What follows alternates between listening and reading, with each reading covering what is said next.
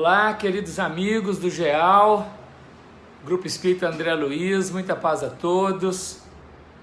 Todos os outros amigos que, de forma virtual, nas ondas do YouTube, da internet, possam compartilhar conosco de coração a coração.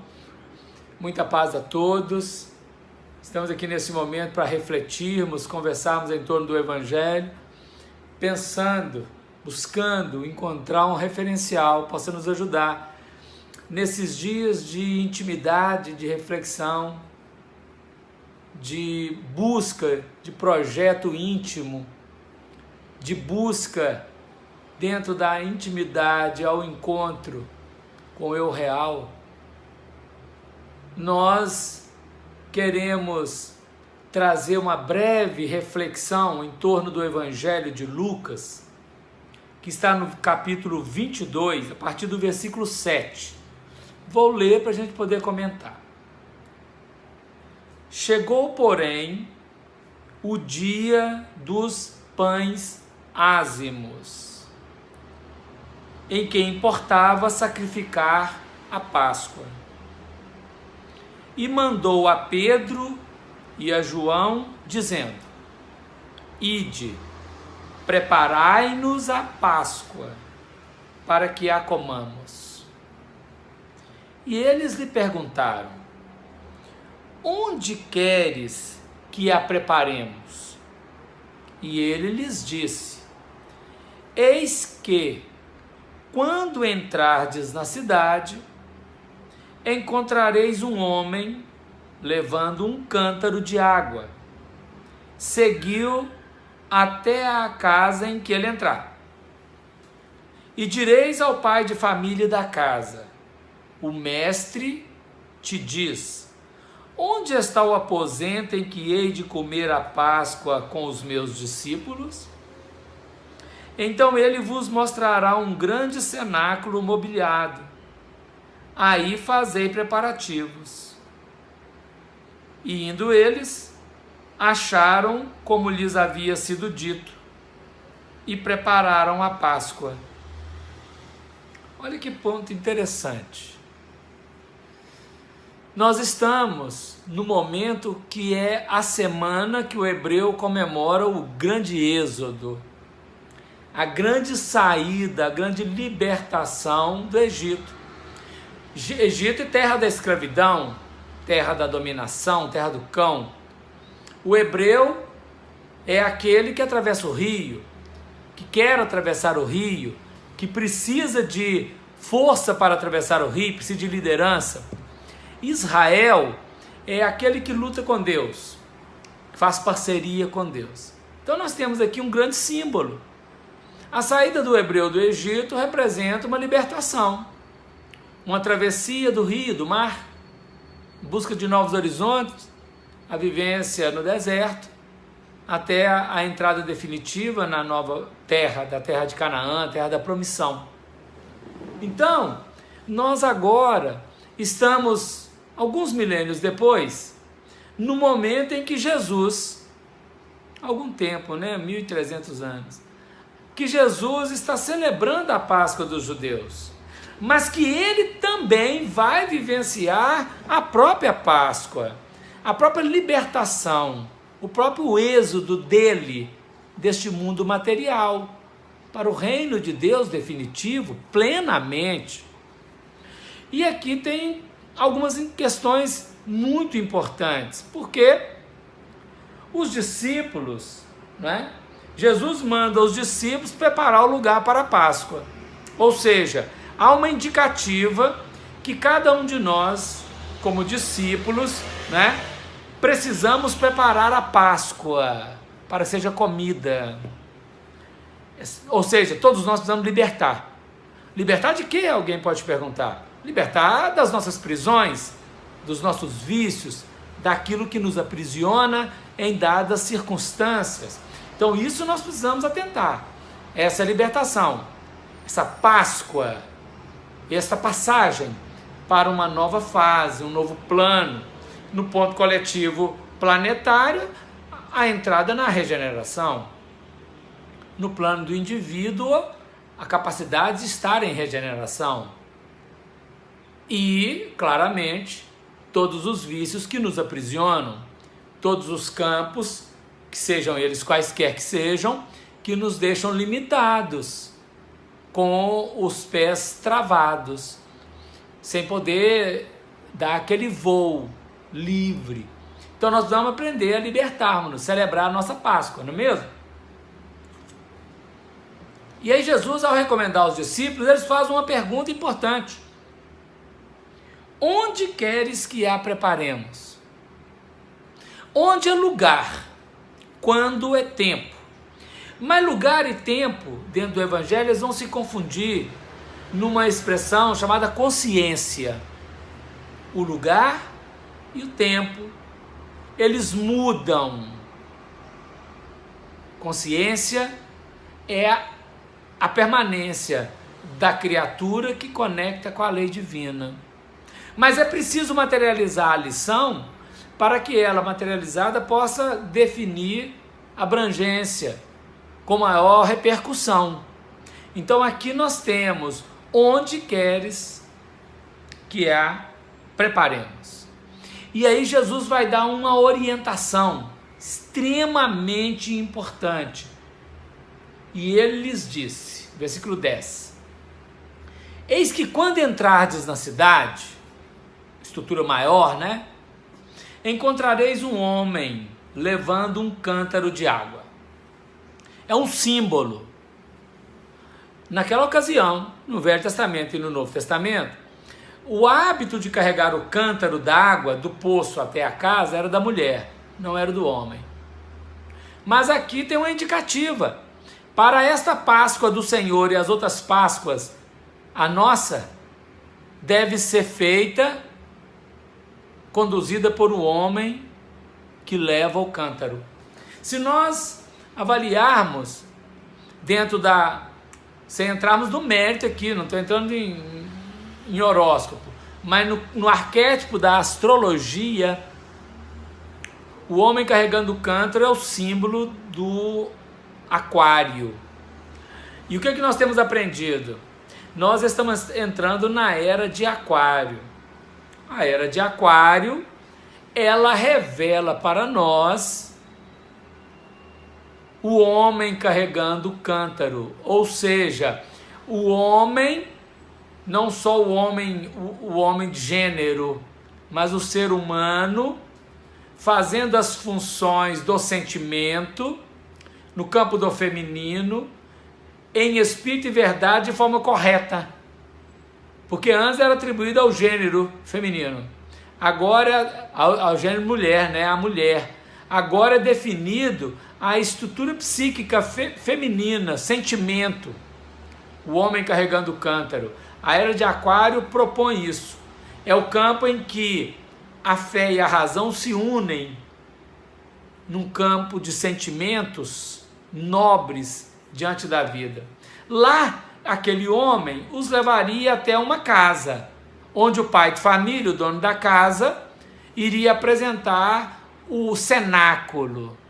Logicamente, a era de aquário nos fará projetar a casa mental, a nossa casa mental. E na nossa casa mental, nós vamos encontrar o templo interno abandonado, aquela mais alta de todas as capelas, o plano da consciência.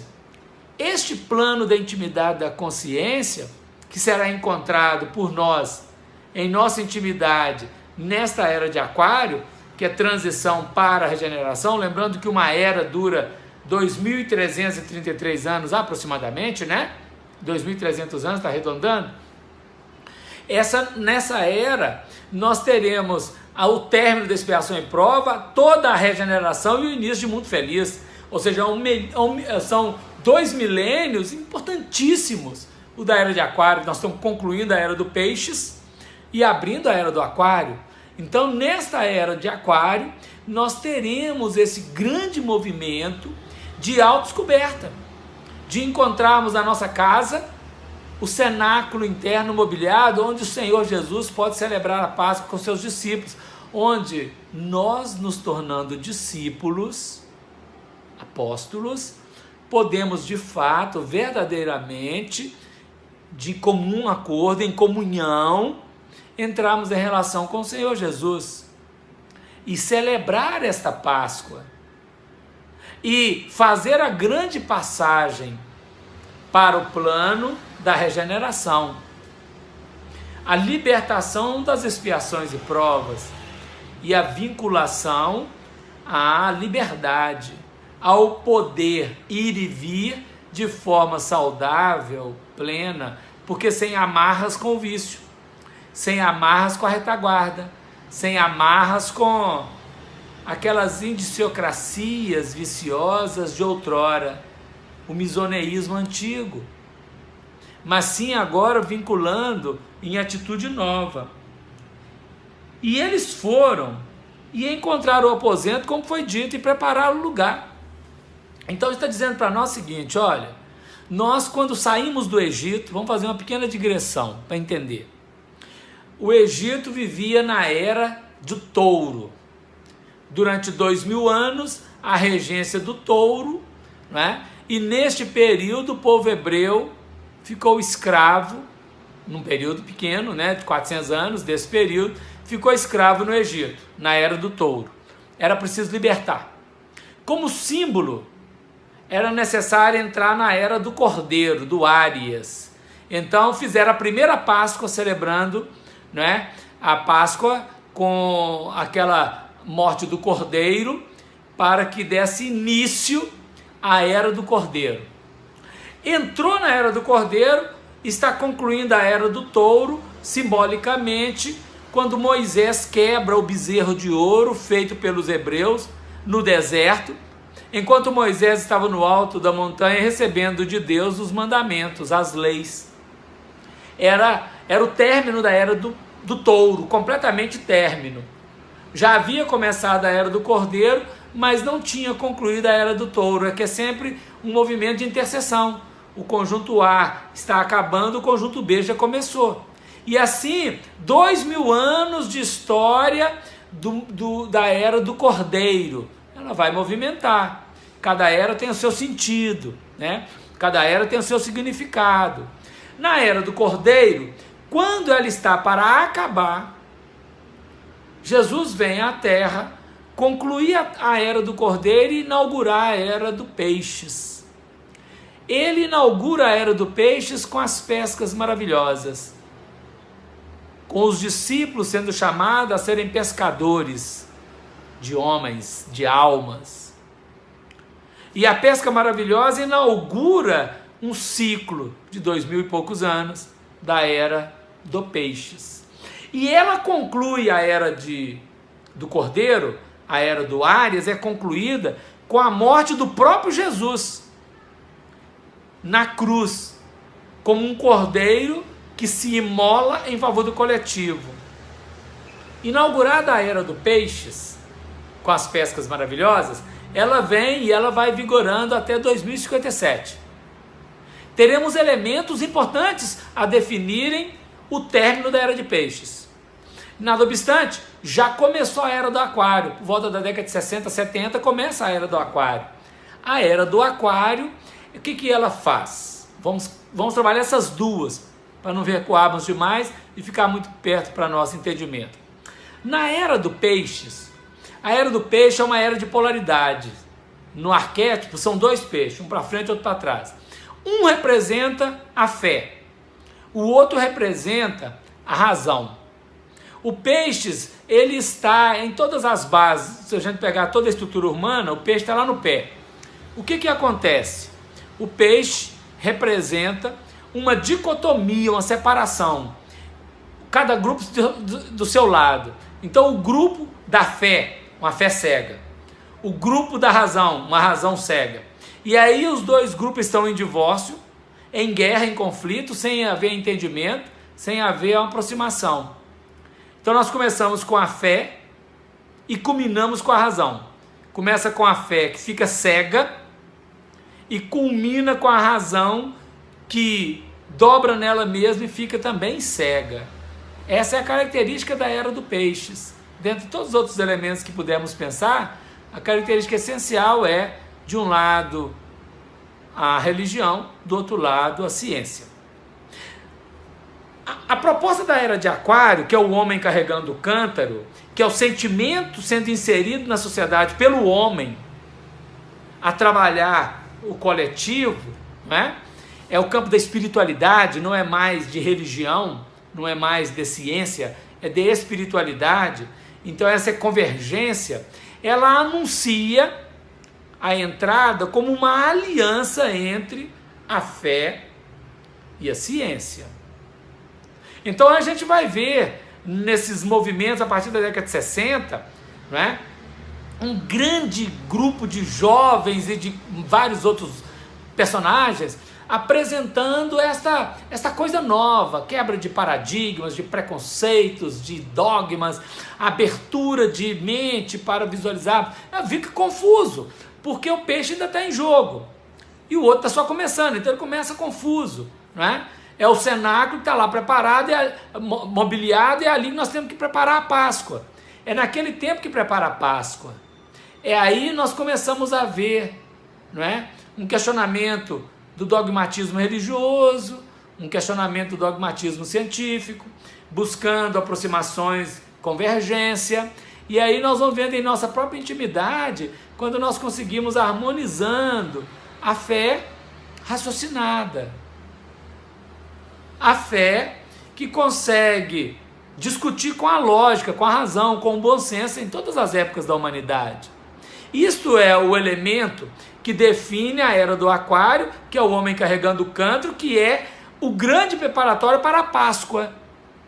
A Páscoa enquanto libertação do mundo de expiações e prova, agora, é claro, né? E a entrada no mundo da regeneração. Nós teremos o final da era do Peixes, né? Ele conclui com essa quebra dos paradigmas, né? Da fé, religião cega, da ciência cega, materialista, agnóstica, né? E da fé também assim, materialista e agnóstica, para encontrarmos espiritualidade genuína, religiosidade no campo da criatura, genuínos. Este é o momento. E aí, como forma a gente já viu no Apocalipse, vê no Sermão Profético, capítulo 24 de Mateus, esses fenômenos teratológicos de pestes, de pragas, de terremotos, de fome, de guerras, de rumores de guerras, de reinos, isso tudo são elementos preparatórios que já vêm acontecendo e intensificam. Então hoje, por exemplo, nós vivemos nessa pandemia do Covid-19, onde de fato coloca todo mundo dentro de casa, tira das ruas, dos bares, dos shows, dos eventos futebolísticos, põe dentro de casa, no terreno de preces, de intimidade, de avaliação, para nós buscarmos o templo interno abandonado. Feliz de quem fizer assim, infeliz de quem continuar na guerra, quem continuar no terremoto, mas feliz de quem nutrir, de quem conseguir trabalhar o campo psíquico a desvincular das pestes, das pragas psíquicas, a encontrar harmonia no entendimento, no coração. Esse é o plano, esse é o apresentado. Agora, nessa transição, nós temos 30 anos pela frente aproximadamente, para conseguirmos efetivar a preparação da ceia, comermos o pão ázimo, sem fermento, ou seja, sem ideologias outras. O pão ázimo é a verdade por ela própria, sem ideologias, sem adendos, sem interferências do fake, da mentira, né? E nesse campo, verdadeiramente, conseguimos encontrar o coração pacificado, harmonizado. E nesta harmonização, transitarmos para um novo piso, que é a regeneração, onde é um jeito novo de ser, uma nova maneira de ser. Claramente, grandes vanguardeiros do progresso, trabalhadores do evangelho, virão compor conosco essa nova era. Nós teremos no Apocalipse anunciando as duas testemunhas, as duas oliveiras, os dois castiçais, capítulo 11, que é João Batista e João Evangelista, o Velho Testamento e o Novo Testamento, em plano de ação operando conosco, eles e a equipe que está conjugada a eles. Então nesse movimento, nesse trabalho, verdadeiramente nós conseguiremos forças para, pessoalmente e coletivamente, transpormos o Mar Vermelho da guerra e da sensualidade. Guerra é com o outro, sensualidade conosco mesmo.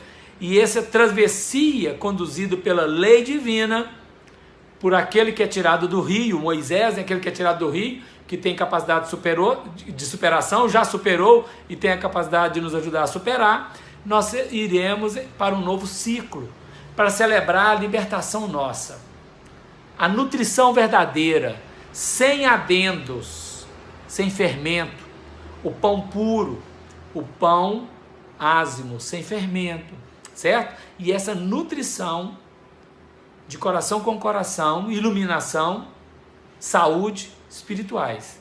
Por isso André Luiz vai dizer para nós que o amor é o alimento das almas. Nós precisamos entrar nessa fase.